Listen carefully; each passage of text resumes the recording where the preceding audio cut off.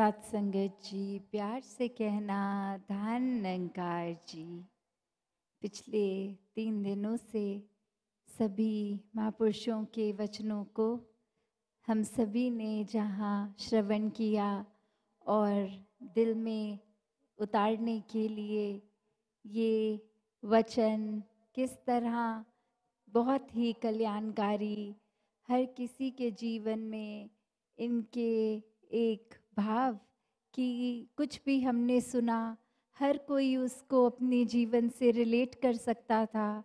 एक रोज़मर्रा की ज़िंदगी के जहाँ एग्जाम्पल्स के साथ समझाया कि हम अपने जीवन में किस प्रकार एक जो इंटेंशन होती है, जो नियत होती है, वो जहाँ रूहान के साथ जुड़ के, रूहानी नियत के साथ जुड़ के अपने अंदर इंसान नियत कर सकते हैं कि जो एक नियत से, इंटेंशन से, जैसे अभी हम श्रवण कर रहे थे कि वो फिर एक जीवन का जीने का तरीका ही बन जाना, ना कि कुछ समय के लिए उसको जीना। तो कैसे संत चाहे कहीं भी रहते हैं, उन्होंने संदेश एक ही दिया। और अगर हम थोड़ा ध्यान से सोचें कि धर्म ग्रंथ कितने साल पहले लिखे गए और उस समय तो कोई सोशल मीडिया भी नहीं था कि एक संदेश दूसरी जगह तक जल्दी पहुंच गया और दूसरी जगह ने लिख दिया। नहीं, अगर हम कोई भी एक देखें किसी राज्य में, किसी देश के सोशल स्क्रिप्चर्स के साथ साथ वो जो रिलीजियस टेक्स्ट उस तरह उस समय लिखे गए, तो वो कोई कोइंसिडेंस नहीं है कि संदेश सेम है। वो इसलिए कि उस समय चाहे संदेश एक जगह से दूसरी जगह आना, पहुंचाना ही असंभव था। ये जानकारी ही किसी को नहीं थी कि कितने देश हैं संसार में। उस समय जब ये भी बात लिखी गई तो हर एक टेक्स्ट सेम बात कैसे बोल रहा है। बात यही, हर किसी ने उस समय जो दात अपने सद्गुरु से प्राप्त करी, वो ब्रह्म ज्ञान तब भी सच था, अब भी सच है। ये निराकार हर समय का सच है। तो कैसे हर किसी ने जहाँ अपने जीवन में वो बात सुनी कि एक जीवन काल को जीते जी ये मोक्ष, मुक्ति, सैल्वेशन ये पाना संभव है, तो वो एक ब्रह्म ज्ञान रूप से इस निराकार को पाकर, इस सच्चाई को पाकर ही संभव है।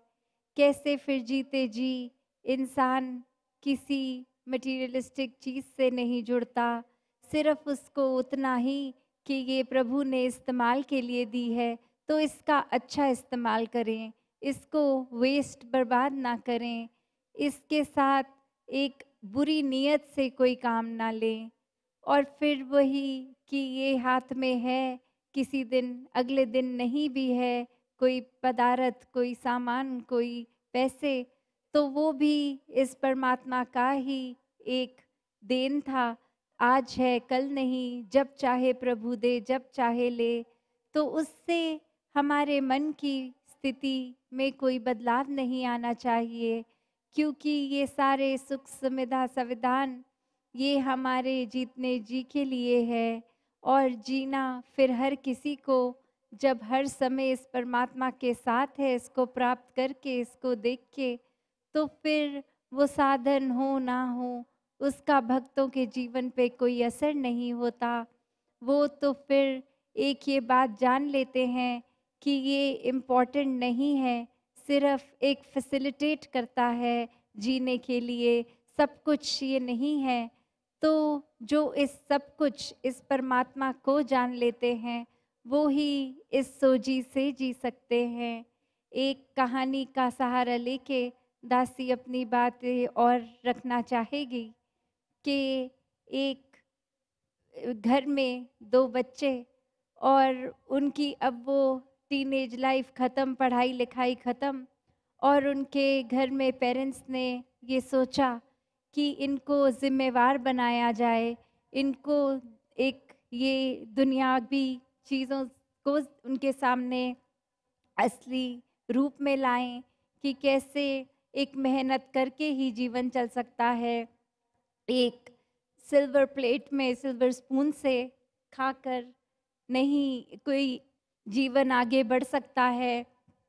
तो उसके लिए वो एक बात उन्होंने बच्चों को समझाई कि इस तरह घर से कुछ समय के लिए जाओ, इंडिपेंडेंट होके इस जीवन में कैसे एक मेहनत करके पैसे कमाए जाते हैं, ये देखो, ये सीखो। और वहीं दोनों बच्चे फिर एक संसार में अपने तरह से बिना किसी घर के फाइनेंशियल सपोर्ट से अपनी एक यात्रा को बढ़ा रहे हैं। और वहीं एक जब सड़क पे चलते चलते गिरा हुआ कुछ सोने के आकार में एक गहना मिला, तो कैसे जो भाई था उसको लगा कि ये कहीं मेरी बहन को अगर नज़र आ गया, उसको सुंदर लगेगा, वो शायद ले ले, और ये तो सोने का है।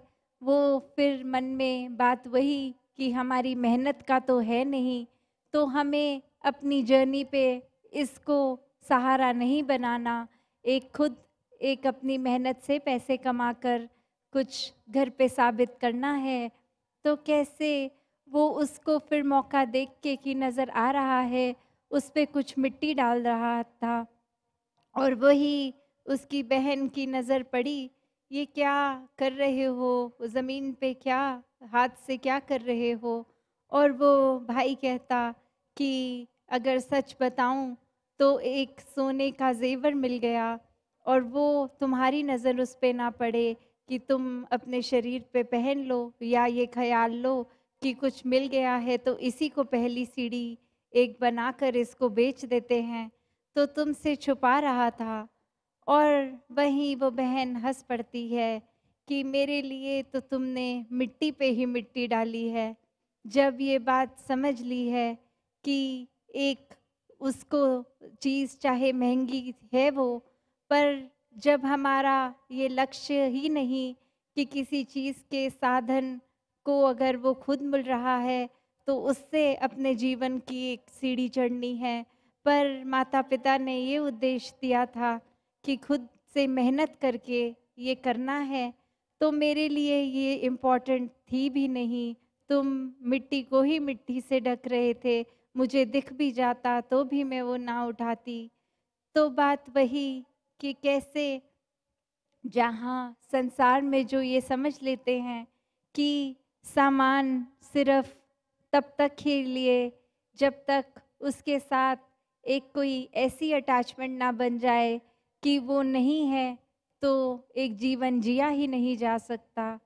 वो बात जैसे राजा जनक, मीराबाई, सब महल में रहने वाले, फिर भी उस तरह से उनके लिए ये सामान पदार्थ चाहे कितने भी महंगे होंगे उनके महलों में, फिर भी एक वो बात कि उनके लिए वो सब मिट्टी समान ही था, क्योंकि वो सच्ची दौलत से जुड़ गए थे। उन्होंने इस निराकार का एहसास कर लिया था, इस परमात्मा को हर समय के लिए अपने जीवन में बसा लिया था, हर समय इसके दर्शन करते थे। तो वो जानते थे कि सामान ने महंगे से महंगा भी हो, किसी दिन उसकी चमक चली जाएगी, किसी दिन वो टूट जाएगा, किसी दिन वो नष्ट हो जाएगा। सामान हर समय के लिए रहने वाली कोई चीज़ नहीं है। तो ये हर समय जो रहता है वो उस प्रकार उसके साथ जुड़ने का काम इस मनुष्य को जो मिला है कि जीते जी इस रचनहार को जान लो, ताकि फिर इसकी रचना में वो रचनहार देखते हुए उसको सिर्फ ना ही अप्रिशिएट करा जाए, उसकी प्रशंसा की जाए, पर वाक्य में उससे प्यार हो जाए। जब अपने दिल में प्यार है तो फिर वो दिल का काम ही हो जाता है प्यार बांटना। जब अपने अंदर सुकून है तो वो दिल हर एक को सुकून ही दे सकता है, वो कभी भी किसी को इरिटेशन की भावना नहीं दे सकता। जब अपने अंदर हमारे सोच इतनी बड़ी है, मन इतना विशाल है, तो किसी को कोई नैरो माइंडेड नज़रिए से एक हर एक को जजमेंटल होके उनके जीवन के अलग-अलग पहलुओं पे टिप्पणी करने के लिए फिर ये मन हरगिज़ अपने आप को ये करने से रोक लेगा, क्योंकि ये रचनहार की रचना बहुत ही विशाल और इसकी हर चीज़ इतनी खूबसूरत। फिर वो नज़रिया भी ऐसा बन जाता है कि अगर कोई चीज़ बुरी सामने आए भी तो उसमें से अच्छी चीज़ चुन लेते हैं।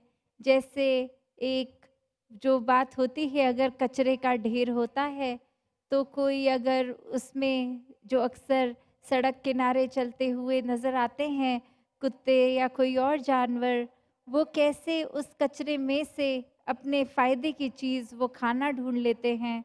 उसी तरह एक अगर कोई घटना घट गई जो अच्छी ना भी हो, भक्तों का नज़रिया अब उसमें से भी अच्छाई ढूँढने का है और वो कुछ ना कुछ हर चीज़ से सीख ले लेते हैं।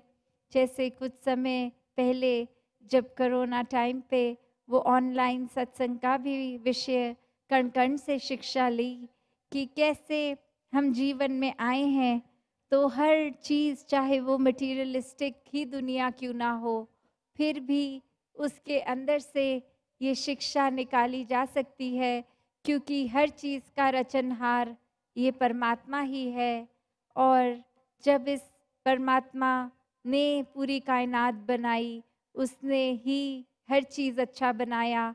इंसानों ने कोई ना कोई तरकीब से फिर कहीं वो अच्छाई में एक बुराई मिलाते चले गए और अपने ऊपर फिर वो मिट्टी जो था उसको ही कीमती बना लिया। वो एक असली चीज़ को तो देखा नहीं जो वाक़ई ही अनमोल है, पर ऐसी वस्तु जिसका कहीं न कहीं कोई दाम लग सकता है, एक प्रेस्टीज चाहे वो मन में हो, एक ओहदों से जुड़ के, एक अन्य और चीज़ से, फाइनेंशियल चीज़ों से जुड़कर फिर वो अपने लिए एक अहम चीज़ कुछ बना ली, पर वो एक हर समय के लिए लॉन्ग लास्टिंग तो नहीं है। कैसे आज अगर कोई किसी तरह से कुछ बच्चा अगर पढ़ रहा है, वो कुछ बड़ा होके बन गया, वो उस समय तो जैसे अपने जीवन में उस चीज़ को जी रहा है, पर एक टाइम तो वो रिटायर होगा। वो कार्य जो करने के लिए जीवन लगाया, वो छोड़ देना पड़ेगा। तो कैसे चाहे वो कोई उपाधि हो, कहीं पे कुछ भी हो, जो आया है उसने ख़त्म होना ही है। तो भक्त जानते हैं कि अगर हम वो नज़रिया ही ना रखें कि संसार में कुछ सुख है, कुछ दुख है, इसको कंपार्टमेंटलाइज़ करें ही ना, एक वही बात रखें कि ये तो संसार है, दातार ने बनाया है, अब इसमें ही हमें रहना है, क्योंकि ये ही सबसे अच्छी, ये बेस्ट दी है हमको दातार ने बना के धरती। तो इसमें फिर चाहे कुछ भी है, एक उस तरह नहीं देखता ये भक्त कि अभी एक दुख का समय है, ये कट जाएगा, फिर सुख का समय आएगा, क्योंकि वो सुख का समय भी कट के फिर दुख आएगा, ऐसे ये चेन चलती रहेगी। तो भक्तों ने एक बहुत ही अपने लिए ये अच्छे से बहुत ईज़ी कर दी अपनी लाइफ़ कि ना उनको संसार में अब सुख दिखता है ना दुख। इसका मतलब ये नहीं कि उन्होंने संसार से कट ऑफ कर दिया, नहीं, भक्त इसी संसार में रहते हैं। या आज के समय में भी देखें, एक अच्छे-अच्छे कंपनीज़ में इतनी हाई पोज़ीशंस पे एक इतनी कंपनीज़ होल्ड करते हैं, वो भी भक्त होते हैं। वो भी ये जानते हैं कि काम तो एक जीवन काटने का साधन है, इससे ही उस तरह से ना जुड़ जाएँ।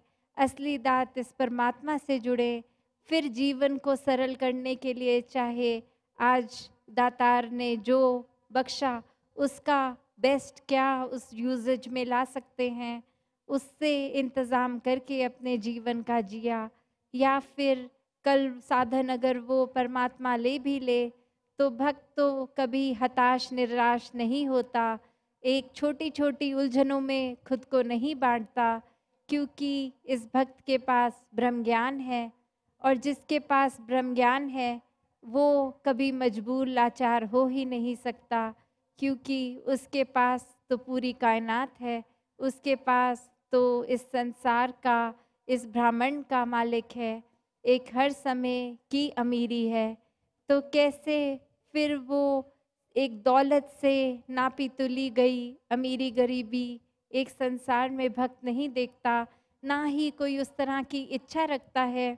बस बहुत सहज में जीता जाता है कि अपने जीवन में परमात्मा को रख के दिल में बसा के बस काम जिस तरह से रोज़मर्रा के करते जाएं, पूरी ईमानदारी से, पूरी डेडिकेशन से, पूरे हार्डवर्क से, फिर चाहे उसका कोई एक रिज़ल्ट मिले, एक परिणाम निकले, तो वो किस डायरेक्शन में भी निकले, वो एक भक्त को मंज़ूर होता है। उसमें अगर अच्छा नहीं, तो भक्त गम में नहीं डूब जाता, और अच्छा हो तो इतना भी उसको श्रेष्ठ नहीं बना लेता। एक बात की सहज अवस्था वाली, एक भक्त ने किस तरह बस बहते ही जाना है इस निराकार की रज़ा में। भक्त तो हर समय एक दुनिया में हर एक इंसान के बीच में ही विचरते हैं, फिर भी उनसे न्यारे होते हैं।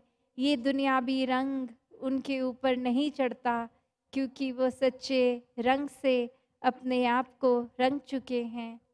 कैसे जीवन में एक बात वो कि ये जो भक्त हैं, वो फिर अपने आप को कभी गिनवाने में नहीं लगते। वो अपनी भक्ति इसलिए नहीं करते कि उनका वाह-वाह होए या इतिहास में वो बहुत ही एक नाम उनका चमका के दर्शाया जाए।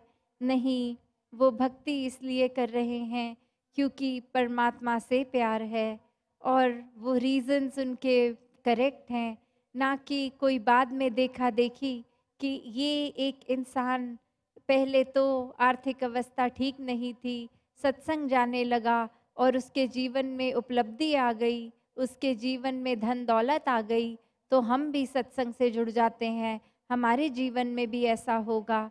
यहाँ फिर वही देखा-देखी तो भक्ति सफल नहीं होती, क्योंकि एक भक्त भक्त इसलिए है क्योंकि उसके मन में परमात्मा है, वो भक्ति का भाव है। एक मन में चतुर चालाकियाँ, एक कोई इंटेंशन, एक चाहत लेकर कोई कार्य उस उद्देश्य से करेंगे, तो वो प्योर इंटेंशन से तो है ही नहीं। उसका फिर एक रिज़ल्ट बेस्ड ही नाप-तोल में इंसान रह जाएगा। भक्ति तो एक भक्त इसलिए नहीं करता कि उसका कोई रिज़ल्ट चाहिए। भक्ति इसलिए करता है क्योंकि वो भक्त है, क्योंकि उसको परमात्मा से प्यार है और इस परमात्मा की बनाई हर चीज़ से है। अक्सर ये भी बात आती है कि जब सभी में परमात्मा है, तो फिर हर किसी से प्यार क्यों नहीं कर पाते इंसान? एक वो बात आ जाती है कि ये इंसान मेरे बारे में मुझे पता चला है पीठ पीछे बहुत बुरे शब्द कहता है, मुझे तो इससे बात ही नहीं करनी, मुझे तो इसका चेहरा ही नहीं देखना। ये इंसान मेरे मुँह पे तो मीठा बनता है, मेरे मुँह पे मेरी प्रशंसा करता है, पीठ पीछे बहुत ही बुरा बोलता है। तो अब अगर ये बात पता है, तो अब उस इंसान से प्यार कैसे किया जाए? तो बात वही कि पहले तो हम इसलिए किसी से प्यार ना करें क्योंकि वो रेसिप्रोकेट हो रहा है या नहीं। वो इज़्ज़त हर एक को इसलिए ना दें कि वो वापस मिल रही है कि नहीं। हम इसलिए करें क्योंकि ये परमात्मा हमारे अंग-संग है, हमारे दिल में है। तो इस परमात्मा की वो पूजा अर्चना सही मायने में वो है कि जिस दिल में परमात्मा है, जिस हर एक में है, हम उससे प्यार करें। वो चिंता नहीं, वो जजमेंट नहीं कि आगे से दूसरा इंसान किस तरह पेश आ रहा है। और दूसरा पहलू वो भी कि क्या वो सच में ऐसा बोल भी रहा है या नहीं, क्योंकि अगर पीठ पीछे बोल रहा है, तो ज़रूर किसी इंसान ने ही बताया होगा। उसकी भी वो फैक्ट चेक कितनी है, कितनी नहीं है, क्या पता वो इंसान सिर्फ और सिर्फ एक मन में दरार पैदा करने के लिए झूठी कहानी बना के बता रहा हो कि उस इंसान ने, जिसके आपके मुंह पे तो इतनी अच्छी आपके बारे में बात बोली, पर पीठ पीछे तो कितना बुरा बोलता रहता है। तो कैसे, जब बात फिर यही कि यहाँ पे अपनी बुद्धि, अपनी चेतनता, इसको प्रयोग में लाएं, क्योंकि भक्त जहाँ हर समय आनंद में तो रहते हैं, पर आनंद में बहते बहते इस परमात्मा द्वारा हर समय की अलर्टनेस भी भक्तों में होती है, वो चेतनता होती है, वो एक मन का भाव कि हाँ, हम इसकी रज़ा में हैं, हम इसके प्यार में इतने एक डूबे हुए हैं कि कुछ अच्छा कुछ बुरा नहीं दिख रहा। पर फिर एक वो बात कि बहते बहते जिस तरह एक इंसान, अगर हम स्विमिंग जानते हैं तो एक फ्लोट करते करते अगर थोड़ी देर में लगता है कि बॉडी नीचे जा रही है, तो फिर वो स्विमिंग के किस तरह से, एक हमें पता है कि स्ट्रोक्स कैसे करना है अपने आप को पानी से ऊपर रखने के लिए। तो बात वही कि इस आनंद में बहते बहते पर कहीं जो पता लग जाए कि कोई इंसान हमारे दिमाग में कुछ झूठी बात भरने की कोशिश इस प्रभु परमात्मा से ही दूर करने के ऐसे भाव ला रहा है, कोई सुपरस्टिशंस में हमें उलझा रहा है, कोई हमसे बिल्कुल एक विरुद्ध ही बात कर रहा है, जिससे ये दातार, ये सच्चाई जो है उससे, इस मिशन की आइडियोलॉजी से ही दूर कर रहा है। तो वहाँ वो काम आता है कि हम इस भक्ति भरे माहौल में बह तो रहे हैं, पर तब चेतनता से दूसरे इंसान को भी ये जागरूक किया जाए कि क्या ठीक है क्या गलत है। एक भक्त जहाँ आनंद में रहे वहीं चेतन भी रहे। तो दासी और समय ना लेते हुए अपनी वाणी को यहीं विराम देते हुए, ये समागम 56 महाराष्ट्र का जो औरंगाबाद में इतने पिछले 3 दिनों से, और कल का भी कलाकारों का जो दिन के रूप में, उससे पहले सामूहिक विवाह, कि कैसे भक्त तो हर चीज़ में ही भक्ति कर लेते हैं, वो फिर माध्यम कुछ भी हो। तो बात सिर्फ ये नहीं कि सिर्फ हमने अच्छी बातें संगत आके सुननी और उन पे काम नहीं किया, अपने अंदर डाली नहीं, उन पे चले नहीं। ये स्पीचेस, ये गीत, ये पोएट्री, ये हर चीज़ मीनिंगलेस हो जाती है अगर हमारे लिए, अगर हमने अच्छी बात को ग्रहण नहीं किया। तो सत्संग आने का उद्देश्य भक्त का ये भी नहीं कि एक दुनिया से एस्केप करके आते हैं। हमारे जीवन में बहुत टेंशन है, हमारे जीवन में घर में माहौल ठीक नहीं है, तो संगत आएंगे, कुछ घंटों के लिए एक पीस ऑफ माइंड तो मिलेगा नहीं। सत्संग किसी उद्देश्य से, उस तरह एक हिडन वेस्टेड इंटरेस्ट से नहीं भक्त करता।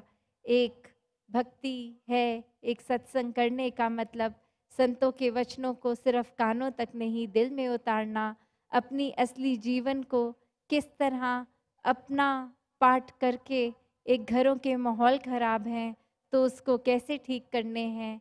घरों के माहौल अक्सर ये ईगो के कारण जो खराब हो जाते हैं, आपसी मनमुटाव के कारण, कुछ शब्द बोल के उसका बोझ लेके रिश्तों से ही कट ऑफ कर देते हैं लोग। तो कैसे ये सत्संग से ही शिक्षा मिलती है कि घर परिवारों को कैसे एक शांति में चलाना है, एक सहज रह के, एक यूनिट बन के। तो बात वही कि सत्संग भी आए तो उस वजह से नहीं कि कुछ घंटों के लिए सुकून हो। सत्संग इसलिए आए क्योंकि सत्संग से निराकार जुड़ता है, एक मन में निराकार का ध्यान हम और कर सकते हैं। तो आने वाले जो दिनों में जिस तरह एक अनाउंसमेंट भी सुनी, दासी की कोशिश के जगह जगह पहुंच के एक वो संगत के दर्शन भी करें। वहाँ फिर अगले साल ये महाराष्ट्र समागम में आप सबके दर्शन होंगे। किस तरह हर एक ने इस समागम के लिए जहाँ ना जाने कितने घंटों की यात्रा करके, चाहे वो कन्वीनियंस की यात्रा होगी भी नहीं, क्योंकि कुछ फ्लाइट्स अगर डायरेक्ट ना हो, कोई बस से, ट्रेन इत्यादि पैदल भी वाहनों से भी आए, तो वो भाव मन का सत्संग समागम आने का, जब वो भाव ही आया, घर से निकले भी नहीं, तो चाहे फिजिकली जो आ भी पाए नहीं भी आ पाए, तो वो भाव वही कि ये जो नियत है तो समागम हो ही गया हर किसी का। तो ऐसे ही सेवाओं में हर कोई लगा रहे। एक सेवा चाहे घर में हो, बाहर हो, सत्संग में हो, कहीं भी हो, सेवा सुमिरन सत्संग को एक सही नियत से ही किया जाए, इस निरंकार को दिल में बसा के ही किया जाए। तो हर किसी के लिए जहाँ समागम मुबारक, अब अपने घरों में जाके भी फिर ये संदेश हर किसी तक पहुँचाएं कि हमने तो अपना मुख उजला कर लिया है, हम अपने जीवन में इस परमात्मा की प्राप्ति कर चुके हैं। तो अपने कर्मों द्वारा ये संदेश हर किसी के लिए ये पहुँचे कि जब हम एक दिखावे वाली ज़िंदगी नहीं, एक असली ज़िंदगी जिएंगे इस परमात्मा के साथ जुड़ के, तो वाक़ई में ये प्रचार होगा। तो हर किसी को एक ये संदेश पहुँचे कि जीवन में आए हैं तो असली उद्देश्य इस परमात्मा की प्राप्ति करना संभव है, और ये जीते जी ही किया जा सकता है। ब्रह्म ज्ञान द्वारा अपना जीवन हर कोई सुधार ले। सात संगत जी, धन निरंकार जी।